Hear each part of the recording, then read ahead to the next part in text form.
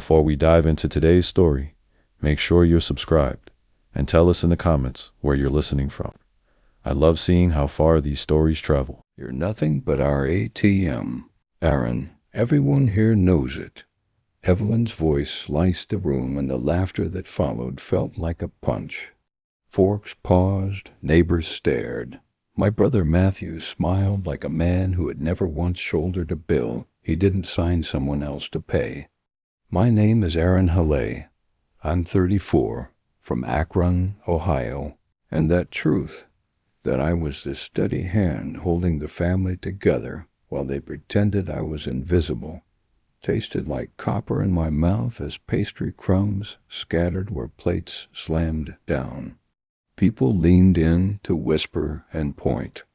My sister-in-law, Claire, blinked like she'd never thought about the man who fixed their roof in winter and wired them money the way other families passed photos. And my boss, Daniel, who'd come because the whole street knew the Hales were the kind of people who threw good parties, shifted his weight, and looked uncomfortable in a suit that meant he'd never have to ask for a fraction of what I had already given. I felt the air change the second Evelyn spoke her cruelty into a room full of strangers. The sentence landed, announced, and then everyone's eyes became tiny interrogations. Before that night, I'd believed the small silences at the table were ignorance. After it, I understood they were choices made by people who would rather perform affection than offer it. They'd been calling me dependable for as long as I could remember. I fixed convection ovens at the diner on West Market while Matthew flew to interviews and lectures that smelled of printed thesis and someone else's applause. I learned how to braid my patients into checks. I learned how to say, sure, I'll cover the tuition, sure, I can front the mechanic, sure, I'll take the hit on rent for another month. And each yes made me smaller, while their gratitude was a performance they reserved for Matthew's photos on the mantel. For awards he didn't come by honestly, because he never understood what steady sacrifice looked like. At work, I was the man who got calls at midnight to fix another client's meltdown. At home, I was the man whose quiet money kept their weekends bright. The first humiliation, an offhand joke about our reliable Aaron at a birthday brunch, felt like a mosquito bite. The second, Richard, my father, saying at a barbecue that I'd never been the ambitious one, started to bruise. Between the times I signed loan documents and the nights I ate tuna from the can while everyone else ate casserole, there were messages I ignored, and nights I pretended sleep would stitch what shame had torn. I told myself it was family. That thought had been a warm blanket until it wasn't. Escalation came like water finding a crack. Matthew stopped returning my texts when I asked about a job he'd promised to keep, and when he did answer the phone, he used my name like an afterthought. Evelyn began to assume my presence equaled my consent to everything she wanted. She took for granted my bank account, the way she took for granted the fact that dinner would be on the stove at 6. Once, when the car needed a new timing belt, she called me and said, "Aaron, children come first," as though that absolved her of asking me to replace the belt for Matthew's road trip while hers stayed neglected. My patience started to calcify into something sharp. Marcus, a friend from the Platte, warned me, "You can't keep being the bank for people who toss you into a gutter for a check." But I believed loyalty was a fortress. Loyalty felt like stubbornness when my name became shorthand for pays the bills. The public humiliation that stopped the clock happened at the church fundraiser, the kind of event where everyone pretends charity will absolve them of all other sins. The mayor gave a speech, the choir sang, and Evelyn stood on the riser with that faux concerned look she stored for the cameras.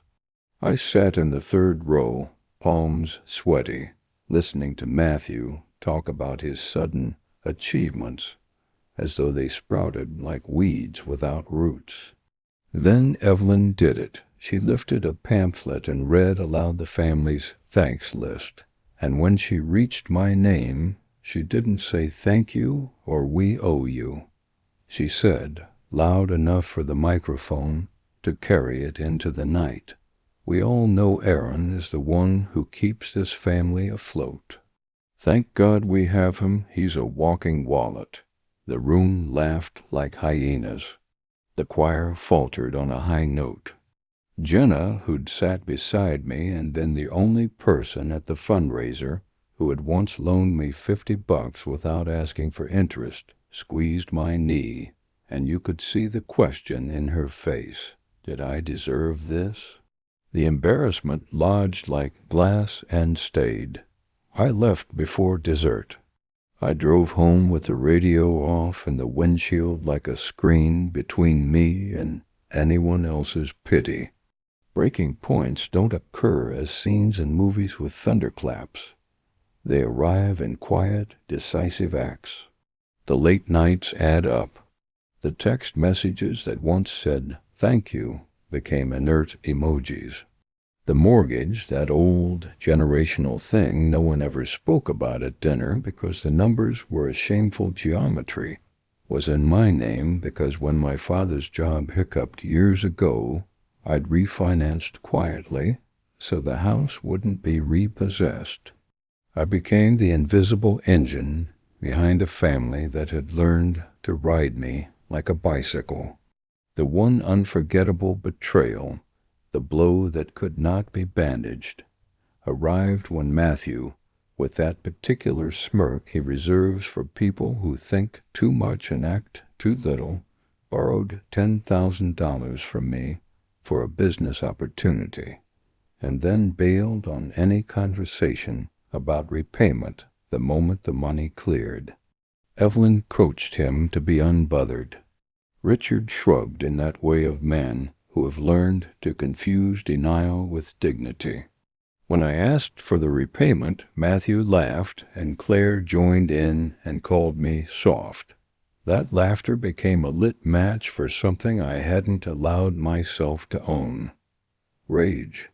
I started collecting evidence not as revenge but as fact: receipts, emails, a ledger I kept at night beneath the wake of insomnia. I watched my account and saw the pattern of giving, the hollowed spaces where my money had been used to buy plane tickets for Matthew's friends and to settle bar tabs while I lived on the cheap. I stopped answering calls that were asking for bailouts. I began to say the word no like a tool and not a wound. When Evelyn called to ask me to transfer money for a new roof, I told her I had transferred nothing. When Matthew needed a cosign, I said no. Each refusal felt like walking away from a limb I'd been letting them sever. They complained to neighbors. They left passive-aggressive notes that smelled of entitlement. People who had applauded my quiet labor watched me refuse and called me cruel. People who had ignored me suddenly felt comfortable judging the man who'd stopped being comfortable apologizing for his own life. Then I did the thing that finally dismantled their script. I walked into the living room with a stack of pay stubs, the deed to the house showing my name, and a simple paper, an affidavit that named the months I'd paid the mortgage alone. I laid it on the kitchen table where the family Bible used to lie open to anniversaries and baptisms, and told them, plainly and without theatrics, that I had been paying for the roof, the taxes, the insurance, the little luxuries they took as right. The room went quiet in that way that means people are recalibrating. Matthew's jaw tightened. Evelyn's fingers trembled slightly on the stem of her wineglass. Richard tried to say something, but the sound was like a stubbed toe. I said that from now on I would no longer be their automatic payment, their safety net, their wallet with a heartbeat. I told them they were welcome to pitch in like adults or find somewhere else to go.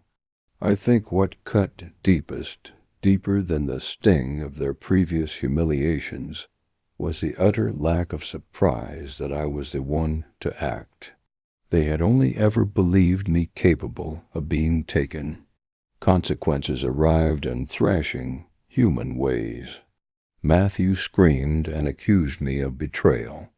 It's a strange thing to be accused of betrayal by a man who had crept into your life on the back of your generosity. Claire cried on the porch and said I'd ruined the family. Richard muttered about ingratitude at the kitchen sink. Evelyn called me cold and ungrateful and tried to turn neighbors against me by saying I'd stolen from the family trust, a trust that didn't exist except in the mythology they'd all decided to believe. They called friends who had been at the fundraiser and told half-truths. Marcus texted me, "You sure about this?" And I texted him back, "Yeah. I sold the small house I'd been living in and used that money to pay off one last debt. Not theirs, mine, the mortgage on the only property that had my name alone." Then, on a bright Tuesday, when the sky outside tasted like a promise and not a threat, I went to the old family home with a locksmith and a legal packet. I did not enjoy the power. I felt nothing at all at first, which may have been the point. Power is not always satisfying. It is sometimes simply a correction. They scrambled like people who had always expected me to fix everything and now couldn't. Evelyn called the bank.